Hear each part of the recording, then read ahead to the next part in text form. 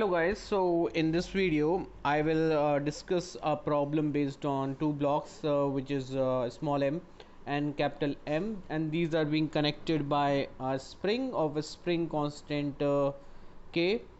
The surface on which these blocks are kept are frictionless, and what we need to see is say in our initial state initial state they are being compressed. This spring is being compressed by length x.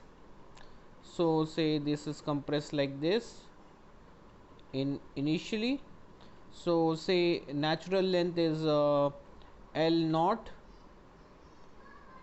in which is a relaxed state. When it is being compressed, it is compressed by say x distance, so its length become L naught minus x. The problem is we want to calculate what will be the velocity when it comes back to its relaxed state. So when it comes to its relaxed state, we know that when it is being compressed, the spring have potential energy which is given by half times k x square, and this is the potential energy, and also the total energy, because the kinetic energy of both the blocks is 0, because kinetic energy is given by half mv square. So since both in the initial state have velocity 0, so this kinetic energy will be 0, and so initial total energy, which is initial energy, will be half kx square plus kinetic energy, which is 0, so it becomes half kx square. Now when it is being relaxed, we the spring has no potential energy, so its potential energy is 0, and the kinetic energy will become say half, the small mass will have half mv square, and say the bigger mass has a velocity capital V, so it will be half mv square.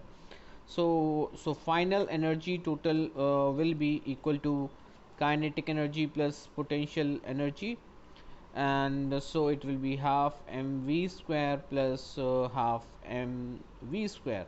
As we know, if we take this as a whole system, since there is no external force, the conservation of energy, it says that if there is no external force, energy remains constant inside the system. So since initial energy is E initial and final is E final, you can just equate them, which is half k x square is equal to half m v square plus half m v square. And in this way, if you see, this is the first equation basically, and after this equation you need to calculate the next equation, which will be like this. So this will be, since there is no net external force, also there will be momentum conservation. So initial momentum of the whole system is 0, because the velocity of both the blocks is 0, but the final momentum will be the momentum of say velocity v mv, and it will be m capital V. So this will be in opposite direction, so we are putting minus. So it is like this. So we have this block and we have this block, and when it is being released, so this will go with this direction, and this will go along this direction, and so initial momentum when equated by final momentum, it will be equal to mv is equal to m capital V. So this is the second equation, and the first equation was half kx square is equal to half mv square plus half mv square, which is the first equation. If you just calculate the we calculate the value of V, capital V, from the equation 2. It is m by capital M small v, and you put it in the second equation, you get half k x square is equal to half m v square plus half m m by m v whole square. If you solve this equation, you will get half, you get this value, and if you put this value here, you get the velocity capital V.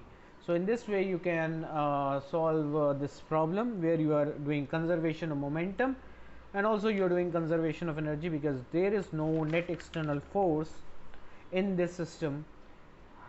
If we take a spring and both the blocks as one system.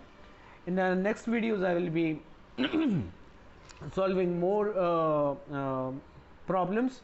If you find any problems, if you want to be solved from HC Verma physics book, you can comment on the comment section below. I will solve that for you. Thank you.